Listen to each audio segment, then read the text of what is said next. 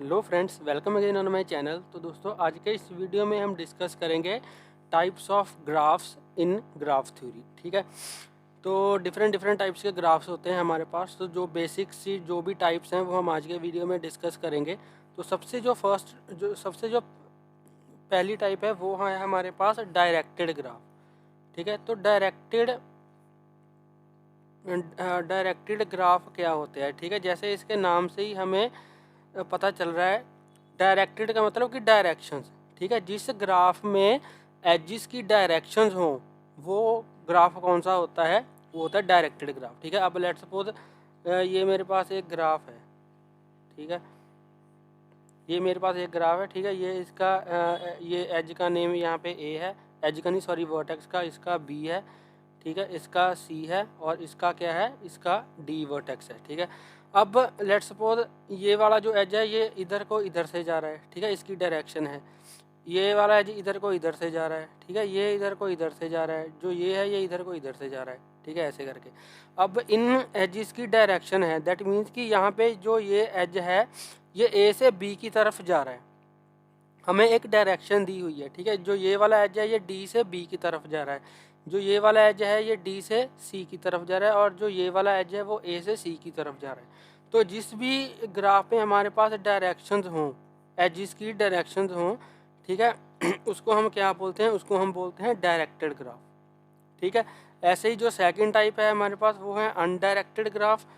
तो अनडायरेक्टेड में क्या होता है, अनडायरेक्टेड में जैसे डायरेक्टेड में हमारे पास एजिस की डायरेक्शंस होती हैं, अनडायरेक्टेड में एजिस की जो डायरेक्शंस होती हैं वो नहीं होती। ठीक है, तो अनडायरेक्टेड ग्राफ में क्या होता है, अब लेट्स सपोज मैं एक फिर से यही ऐसा ही मैं एक रेक्टेंगल सा बना देता हूँ। ठीक है, तो जिसमें हमारे पास 4 वर्टेक्स हैं, ए बी, यहाँ पे सी और यहाँ पे डी। अब इस ग्राफ में हमारे पास एजिस की कोई भी डायरेक्शन नहीं है। ठीक है, हमें नहीं पता कि ये एज यहाँ से ए से बी की तरफ जा रहा है या फिर बी से ए की तरफ जा रहा है। ठीक है, तो ऐसे ग्राफ्स को हम क्या बोलते हैं, अनडायरेक्टेड ग्राफ, जिनमें हमारे पास एजिस की कोई डायरेक्शन नहीं होती। यहाँ पे मैं लिख देता हूँ नो डायरेक्शन। ठीक है, जिनमें हमारे पास एजिस की कोई भी डायरेक्शन नहीं होती उनको हम क्या बोलते हैं, उनको हम बोलते हैं अनडायरेक्टेड ग्राफ। ठीक है जी, तो ये हमारे पास सेकंड टाइप होगी। तो जो थर्ड टाइप है ग्राफ्स की वो है हमारे पास लेट्स से मिक्स्ड ग्राफ। ठीक है, मिक्स्ड ग्राफ में क्या होता है, मिक्स्ड ग्राफ में क्या होता है, जिसमें हमारे पास कुछ एजिस की डायरेक्शन होती है बट कुछ एजिस की जो डायरेक्शन है वो नहीं होती। ठीक है, उस जो कि इन फर्स्ट दो टाइप्स का कॉम्बिनेशन होता है उसको हम क्या बोलते हैं, मिक्स्ड ग्राफ। यहाँ पे लेट्स सपोज यहाँ पे मेरे पास कुछ ऐसे करके एक लेट्स से ट्रायंगल है। ट्रायंगल का मतलब ये ग्राफ ही है एक तरीके से। यहाँ पे ये वर्टेक्स हैं इसके। ठीक है, 3 वर्टेक्स हैं, यहाँ पे ए वर्टेक्स है, यहाँ पे बी वर्टेक्स है, यहाँ पे सी वर्टेक्स है। अब लेट्स सपोज इन 2 वर्टेक्सेस की मेरे पास डायरेक्शन है, वर्टेक्सेस की नहीं सॉरी एजिस की। ठीक है, लेट्स से इन एजिस का नेम भी यहाँ पे मैं देता हूँ, इसका नेम E1 है, इसका नेम E2 है और इसका नेम E3 है। अब लेट्स सपोज अब यहाँ पे हमारे पास E1 एज की और E3 एज की हमारे पास डायरेक्शन है, लेकिन E2 की डायरेक्शन नहीं है। ठीक है, तो दैट मीन्स कि ये हमारा क्या हो गया, ये हमारा मिक्स्ड ग्राफ हो गया। ठीक है, ये हमारा क्या हो गया, मिक्स्ड ग्राफ हो गया। मैं बिल्कुल सिंपल लैंग्वेज में आपको समझाने की कोशिश कर रहा हूँ, मैं इसमें ज़्यादा मैथमेटिकल टर्म्स को नहीं घुसा रहा। ठीक है, जो कि बुक्स में लिखी होती हैं, मैं सिंपल आप लैंग्वेज में आपको ये समझाना चाहता हूँ। जो भी टर्म्स होती हैं बुक्स में, बहुत सारी मैथमेटिकल टर्म्स उन्होंने लिखी होती हैं जिसको पढ़ के बंदे को इतना आसानी से समझ में नहीं आता कि वो बोलना क्या चाह रहे हैं। इसलिए मैं आपको सिंपल लैंग्वेज में बता रहा हूँ जो भी हमारे पास टर्म्स हैं। ठीक है जी, तो ये हमारे पास हो गया मिक्स्ड ग्राफ। उसके बाद जो टाइप है हमारे पास वो है सिंपल ग्राफ। तो सिंपल ग्राफ में क्या होता है सिंपल ग्राफ का मतलब जैसे इसके नेम से ही हमें पता चल रहा है कि उस ग्राफ में कोई भी ऊट पटांग चीज़ें नहीं होती। ठीक है, सिंपल ग्राफ होता है, बिल्कुल नॉर्मल सा ग्राफ। और अगर मैं आपको डिटेल में बताऊं तो ऐसा ग्राफ जिसके अंदर ना तो हमारे पास कोई लूप हो और ना ही हमारे पास कोई पैरेलल एज हो, उसको हम क्या बोलते हैं, सिंपल ग्राफ बोलते हैं। ठीक है, जैसे हमने पहले भी ये हमारा जो ग्राफ है, ये हमने जो ग्राफ बनाया था और ऊपर हमने ट्रायंगल भी बनाई थी, ठीक है। वो क्या है, ये एक तरीके से ये हमारे पास सिंपल ग्राफ्स हैं, क्योंकि इनमें ना तो कोई लूप है ना ही कोई पैरेलल एज है। तो अगर आपको ये नहीं पता लूप क्या होती है, पैरेलल एज क्या होता है, तो जो मेरा फर्स्ट वीडियो है ग्राफ इंट्रोडक्शन टू ग्राफ्स का, उसके अंदर मैंने बताया है कि लूप क्या होती है और पैरेलल एज क्या होते हैं, ठीक है। लूप में आपको फिर से बता दूं कि लूप एक ऐसा एज होता है जो सेम वर्टेक्स से स्टार्ट होता है और सेम वर्टेक्स पे एंड हो जाता है, इसको हम क्या बोलते हैं, लूप, ठीक है। और पैरेलल एजिस कैसे एजिस होते हैं, ऐसे दो एजिस जो सेम वर्टेक्स से स्टार्ट हों और सेम वर्टेक्स पे एंड हो। मतलब कि लेट्स से ये E1 है, ये E2 है, ठीक है। ये ए वर्टेक्स है, ये बी वर्टेक्स है। अब E1 भी ए से स्टार्ट, E1 भी ए से, लेट्स से इनकी ये ऐसी डायरेक्शन भी बना देते हैं, ठीक है। अब लेट्स सपोज जो E1 है वो ए से स्टार्ट हो रहा है, बी पे एंड हो रहा है, और ऐसे ही जो E2 है वो भी ए से स्टार्ट हो रहा है और बी पे एंड हो रहा है। तो डेट मीन्स कि E1 and E2 are parallel edges, ठीक है। तो ऐसे एजेस जो सेम एज से स्टार्ट हो रहे हो, दोनों एज सेम एज से स्टार्ट हो रहे हो और दोनों एज सेम वर्टेक्स से स्टार्ट हो रहे हो और दोनों एज सेम वर्टेक्स पे एंड हो रहे हो, उनको हम क्या बोलते हैं, पैरेलल एजेस। तो ऐसे ग्राफ जिनके अंदर ना तो कोई लूप हो, ठीक है, और ना ही कोई पैरेलल एज हो, उनको हम क्या बोलते हैं, उनको हम बोलते हैं सिंपल ग्राफ, ठीक है जी। तो आई होप आपको ये अच्छे से समझ आ रहा होगा जो भी मैं समझाने की कोशिश कर रहा हूँ। वैसे मैं इतना वो ज़्यादा इसको कॉम्प्लेक्स नहीं बना रहा, सिंपल लैंग्वेज में आपको बता रहा हूँ। तो आई होप आपको ये समझ आ रहा होगा। नेक्स्ट है हमारे पास कॉम्प्लीमेंट ग्राफ, ठीक है। अब कॉम्प्लीमेंट ग्राफ को ध्यान से समझना। कॉम्प्लीमेंट ग्राफ क्या होता है, कॉम्प्लीमेंट का मतलब क्या होता है, उल्टा। कॉम्प्लीमेंट का मतलब क्या होता है, उल्टा। अब लेट्स सपोज मेरे पास ऐसे 4 वर्टेक्स हैं, ठीक है। इसमें एक एज इसके बीच में है, एक एज इसके बीच में है, ठीक है। यहाँ पे इनके नेम है ए, बी, सी और डी। अब ये मेरे पास एक ग्राफ है G1, ठीक है। अब इसका कॉम्प्लीमेंट क्या होगा, कॉम्प्लीमेंट में जो कॉम्प्लीमेंट ऑफ ग्राफ होता है उसमें क्या होता है, जो नंबर ऑफ वर्टेक्स होते हैं वो तो सेम ही होते हैं। मतलब कि अगर G1 ग्राफ में 4 वर्टेक्स हैं तो उसके कॉम्प्लीमेंट में भी 4 वर्टेक्स ही होंगे, ठीक है। वर्टेक्स का जो नंबर है वो सेम ही रहता है। डिफरेंस कहाँ पे आता है कॉम्प्लीमेंट में, कि जो ओरिजिनल ग्राफ है, ठीक है, ओरिजिनल ग्राफ में जिन वर्टेक्सिस के बीच में एज होगा उसके कॉम्प्लीमेंट में उन वर्टेक्सिस के बीच में एज नहीं होगा,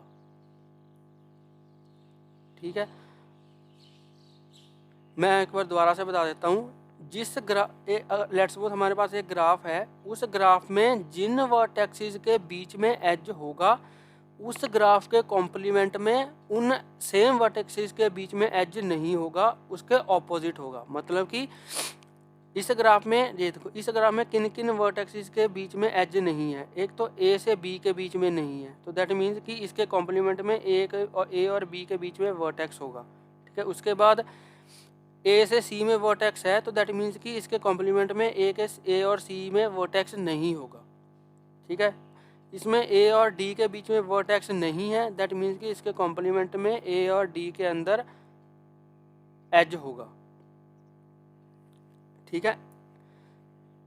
एक बार दोबारा से बता देता हूँ। अगर ओरिजिनल ग्राफ पे ए और बी वर्टेक्स के बीच में एज नहीं है तो उसके कॉम्प्लीमेंट में ए और बी वर्टेक्स के बीच में एज होगा। यहाँ पे ए और डी के बीच में भी एज नहीं है तो इसके कॉम्प्लीमेंट में ए और डी में एज होगा। ऐसे ही यहाँ पे बी और ए के बीच में एज नहीं है तो वो हमने ऑलरेडी बना दिया। बी और सी के बीच में भी एज नहीं है तो यहाँ पे हमने बी और सी के बीच में भी एज बना दिया, ठीक है। यहाँ पे सी और डी के बीच में भी एज नहीं है तो हमने यहाँ पे सी और डी में भी एज बना दिया। अब यहाँ पे देखो, ए और बी में यहाँ पे एज नहीं था, यहाँ पे है। ए और सी में एज यहाँ पे था, यहाँ पे नहीं है। ए और डी में यहाँ पे एज नहीं था तो हमने यहाँ पे ए और डी में एज बना दिया। ऐसे ही बी और ए में एज नहीं था, यहाँ पे बी और ए में हमने बना दिया। बी और सी में एज नहीं था, बी और सी में बना दिया। बी और डी में एज था तो बी और डी में हमने एज नहीं बनाया, ठीक है। ऐसे ही सेम सी में सी टू ए एज था तो यहाँ पे हमने नहीं बनाया, सी टू बी एज नहीं था हमने यहाँ पे बना दिया, सी टू डी भी एज नहीं था तो हमने सी टू डी भी बना दिया। ऐसे ही सेम डी वर्टेक्स के लिए डी टू ए एज नहीं था तो हमने डी टू ए एज बना दिया, डी टू बी एज यहाँ पे था तो हमने यहाँ पे नहीं बनाया, डी टू सी एज नहीं था तो हमने यहाँ पे डी टू सी एज बना दिया, ठीक है। तो ये जो ग्राफ है ये क्या है, ये G1 का कॉम्प्लीमेंट ग्राफ है, ठीक है जी। तो आई होप आपको कॉम्प्लीमेंट ग्राफ का पता चल गया होगा कि कॉम्प्लीमेंट ग्राफ क्या होता है। नेक्स्ट जो टर्म है हमारे पास which is the most important term, तो वो है डिग्री ऑफ द वर्टेक्स, ठीक है। कि किसी वर्टेक्स की डिग्री क्या होती है, क्या है degree of the vertex. Degree of the vertex क्या होती है कि एक वर्टेक्स के ऊपर कितने एजेस हैं वो क्या होती है, उसकी डिग्री होती है, ठीक है। अब लेट्स सपोज ये दो एजेस हैं, ये दो वर्टेक्स हैं, ठीक है। इसका नाम ए है, इसका नाम बी है। अब इनके ऊपर एक एज है, ठीक है, इनके ऊपर एक एज है, लेट्स से E1। तो यहाँ पे जो वर्टेक्स ए है, ठीक है, जो ए वर्टेक्स है उसकी डिग्री यहाँ पे क्या है 1 है, क्योंकि इसके ऊपर इस पे एक एज यहाँ पे आके इसके ऊपर एक एज है, सिंपल बात, ठीक है। और जो बी वर्टेक्स है उसकी डिग्री भी यहाँ पे कितनी है 1 है, क्योंकि इस वर्टेक्स के ऊपर भी एक एज है, ठीक है। तो एक वर्टेक्स के ऊपर जितने भी एज होंगे उसकी उतनी ही डिग्री होगी। अब लेट्स सपोज ये मेरे पास एक एज है, इसके एक वर्टेक्स है, इसके ऊपर ऐसे मैंने ये 5-6 एज बना दिए, ठीक है, 1 2 3 4 5 6। तो इस वर्टेक्स की डिग्री कितनी हो गई, इस वर्टेक्स की डिग्री हो गई 6, ठीक है। तो एक वर्टेक्स के ऊपर जितने भी एज होंगे वो क्या होगा, उसकी डिग्री होगी, डिग्री ऑफ द वर्टेक्स, ठीक है। और एक बात हमेशा ध्यान में रखना कि किसी वर्टेक्स की डिग्री कभी भी नेगेटिव में नहीं हो सकती, ठीक है। कम से कम कितनी हो सकती है 0, कि एक वर्टेक्स के ऊपर कोई भी एज ना हो तो उसकी डिग्री क्या होगी, उसकी डिग्री 0 होगी। लेकिन कभी भी किसी वर्टेक्स की जो डिग्री है वो नेगेटिव नहीं हो सकती, ठीक है जी। तो ये चीज़ भी आप ध्यान में रखना।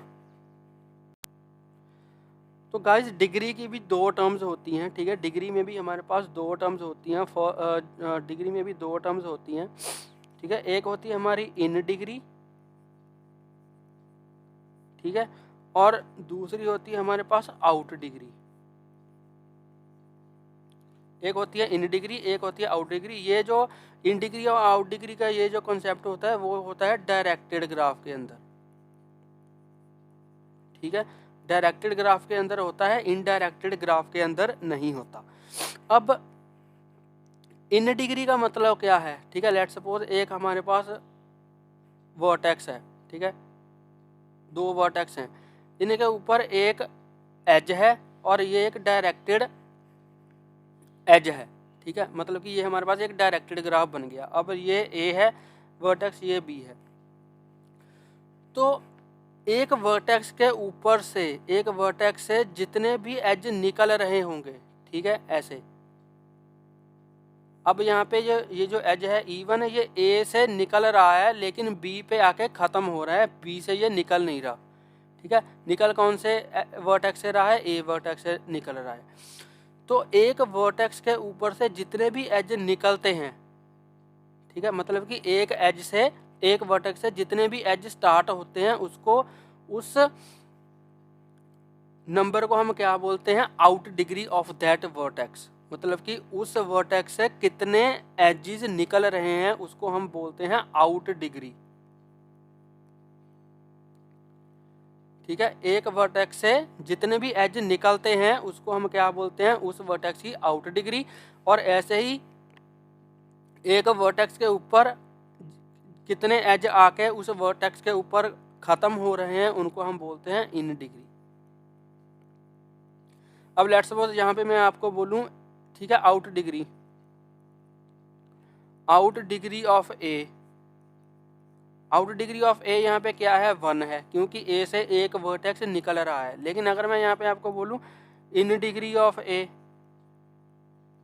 ठीक है, तो ए की इन डिग्री यहाँ पे क्या है 0 है, क्योंकि ए पे कोई भी एज आके ख़त्म नहीं हो रहा। ठीक है, ऐसे ही यहाँ पे अगर मैं आपको बोलूँ आउट डिग्री ऑफ बी,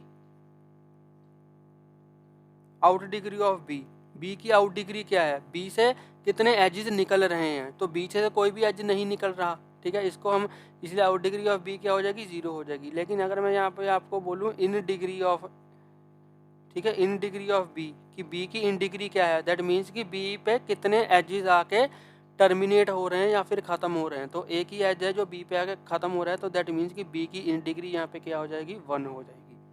ठीक है, तो आई होप आपको ये इन डिग्री और आउट डिग्री का कॉन्सेप्ट भी अच्छे से समझ आ गया होगा।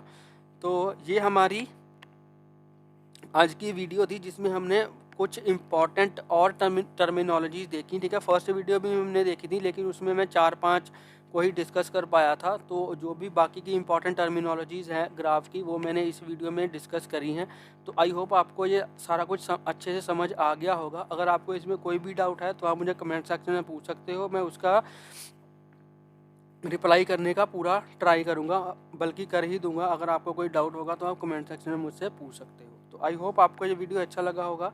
अगर आपको ये वीडियो अच्छा लगा हो तो प्लीज़ इस वीडियो को लाइक करें, शेयर करें और मेरे यूट्यूब चैनल को सब्सक्राइब करें। और अगर आपको इसमें कोई भी डाउट हो आप मुझे कमेंट सेक्शन में पूछ सकते हो। प्लीज़ बेल आइकन को हिट कर लेना ताकि मेरी लेटेस्ट वीडियोज़ की नोटिफिकेशन आपको मिलते रहें और आपसे कोई भी वीडियो मिस ना हो। तो मिलते हैं एक नई वीडियो में एक नए टॉपिक के साथ। तब तक के लिए हंसते रहिए, मुस्कुराते रहिए, सीखते रहिए और सिखाते रहिए। Thank you for watching.